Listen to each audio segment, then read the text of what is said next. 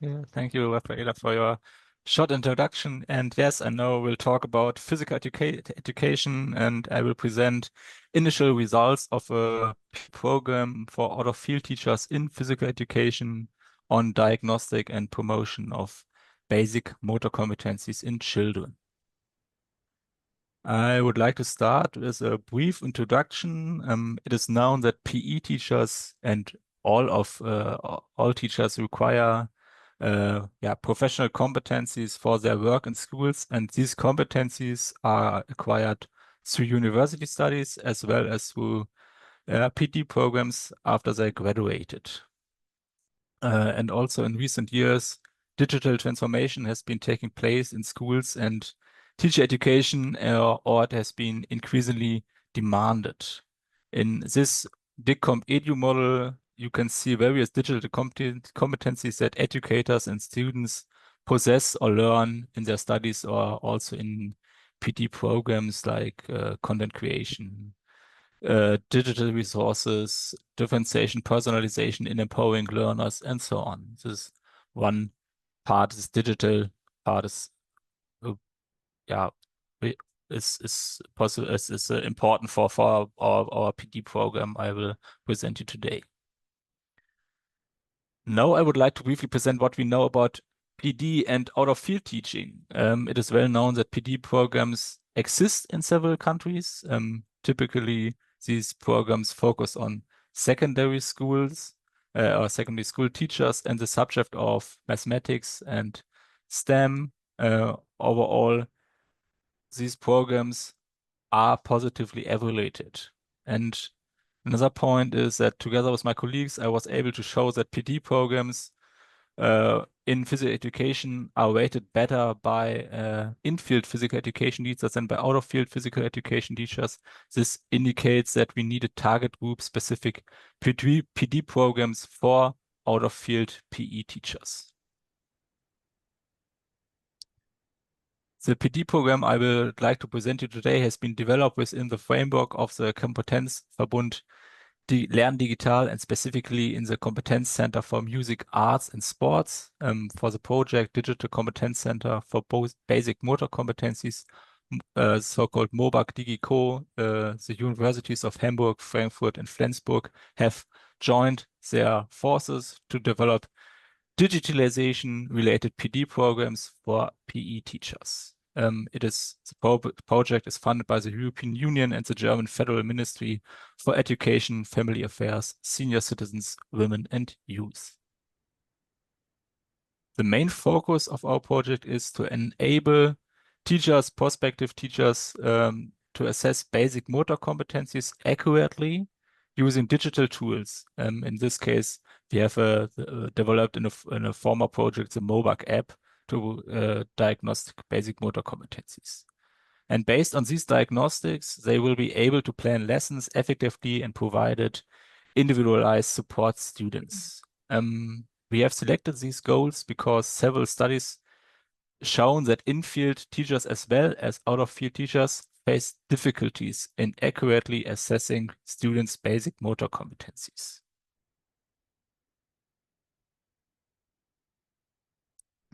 During the project, various modules were developed that can be combined to suit different target groups like out-of-field teachers, but also certified teachers as well, and depended on contextual conditions, for example, in a professional development program course or also in a seminar in initial teacher education.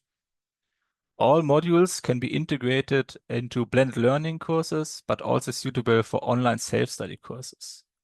And as already mentioned, these modules and the learning units can be combined in various ways. And before I present you the details of our program for out-of-field teachers, I would like to provide some background information regarding the context and the participants who would take place in our seminar.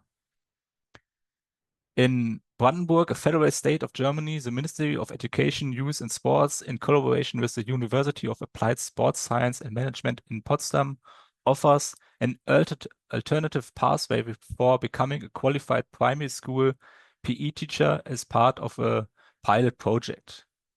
The participants in this pilot project pursue a part-time bachelor's degree in applied sports science with specialization in movement education and sports education, studying 2 times a week. And the remaining 3 days, the participants reach 21 hours per week, equivalent to a 3/4 full-time position at one of the partner primary schools. So they are teaching primary physical education in primary schools up to grade 6 in Brandenburg. So you have some information about this. There are some prerequisites. The students, well, for participation in this pilot project include, among other things, the participants have to a university entrance qualification.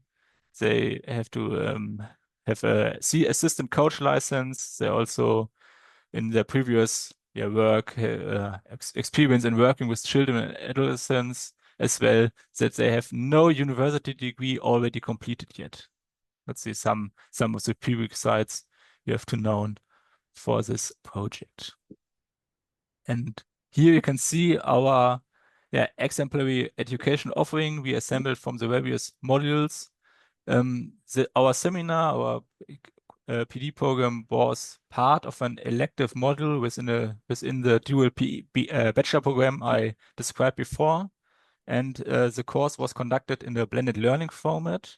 Like all of the courses at this university are a blended learning format. And our seminar consisted of 3 in-person phases and 2 self-study phases over a period of 10 weeks. The total workload was approximately 30 hours for the students.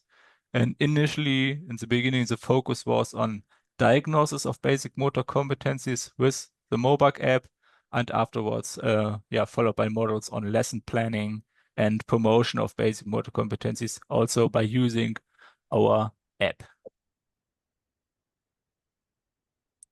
For the evaluation of the seminar, the participants completed an online questionnaire after each phase, in which the respective phase was evaluated. And at the end of the in-person phase 3, the seminar as whole was evaluated across all 5 phases. And today I will present initial results of these overall evaluation, with the exception of one result. Here you can see some of our scales or our content of the relation. The relation was based on Kirkpatrick and Kirkpatrick's 4-level model, but in our project we focus only on the first 3 levels: reaction, learning, and behavior. And if we have a closer look to reaction, we at this level we assess participants' satisfaction with the seminar, as well as their response to various aspects of the blended learning format.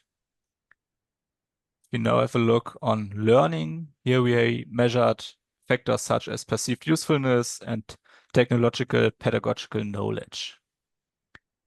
And on the last level, the level of behavior, we examined the intended behavioral changes concerning the seminar content and the planned use of information and communication technologies. You can see some information about our sample. 9 students participated in the seminar. 6 of these students were part of the pilot project, like the lateral entrance in primary school to teach physical education, while the other 3 students also studied these sports education and movement education studies, but there are work with partners in extracurricular children's and youth sport. And due to the small sample size with 9 people, the data analysis was conducted only at a descriptive level. I will start with the reaction level. Overall, the students expressed satisfaction with the seminar in both the in-person sessions and the self-study phases were perceived positively and considered valuable complement to each other. But the in-person phases were regarded as more helpful compared to the self-study phases.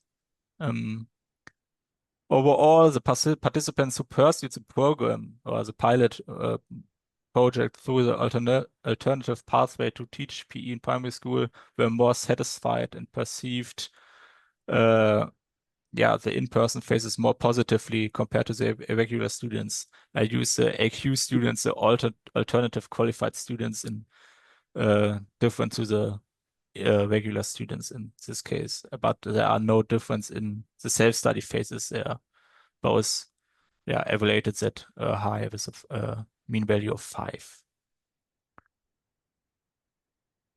And these results regarding the blended learning format indicates that all aspects were perceived very positively from both groups. In particular, the interactive elements with the online learning modules were highly appreciated from both groups. But overall, the AQ students rated all items higher, and the biggest difference lies in the combination of the in-person phases and the self-study phases. Now we go to the results in the level of learning. The students rated the usefulness of the content as very high and experienced personal learning progress, while the AQ students rate the usefulness higher. The regular students indicate that they experienced a greater learning gain in this case. Now we're talking about the technological pedagogical knowledge and the development of that technological pedagogical knowledge. The students rated the personal technological pedagogical knowledge as moderate to good, all of them, after the individual in-person phases. However, the cross-sectional data suggests an increase in their knowledge over the course of the seminar in both groups. And when comparing the results of the regular students with those of the AQ students, we observed a significant difference between the first and second, or we observed a difference between the first and second in-person phases, and the AQ students are able to enhance their technological pedagogical knowledge more noticeably. Between in-person phase 2 and in-person phase 3, this trend reverses, but not as much as between the first two phases. Here are the results regarding the intended behavior. Indicates that students develop moderate to strong intentions to apply the seminar context materials.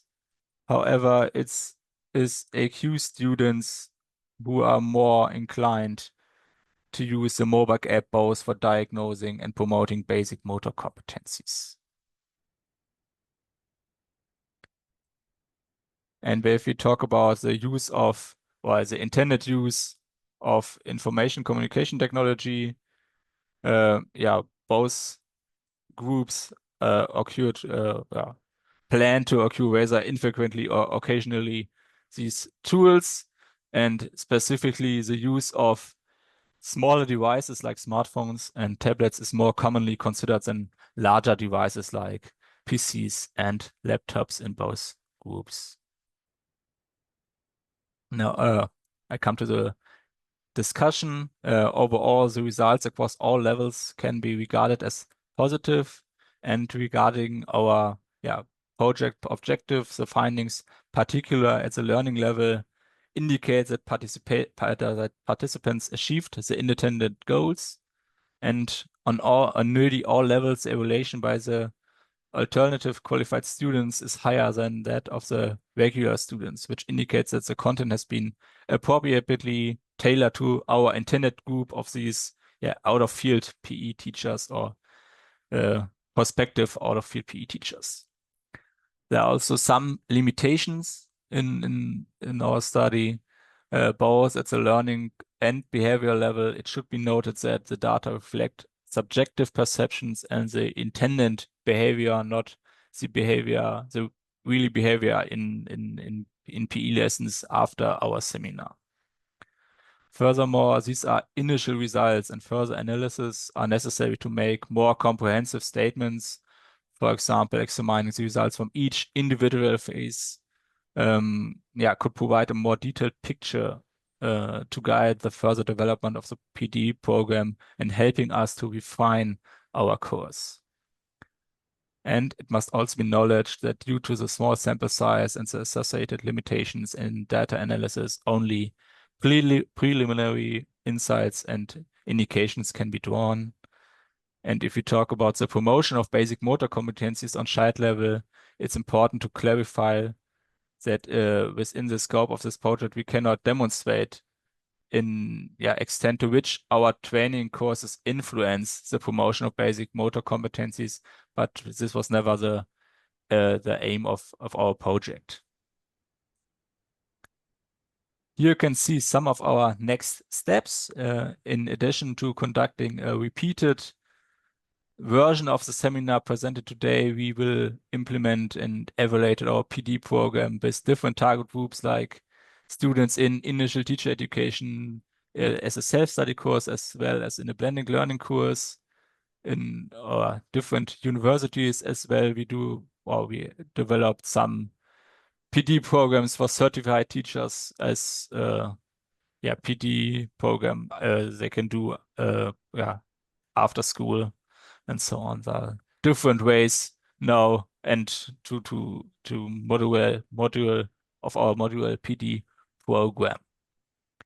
So I come to an end and thank you for your attention, and do not hesitate to question me something about our project and our results and so on.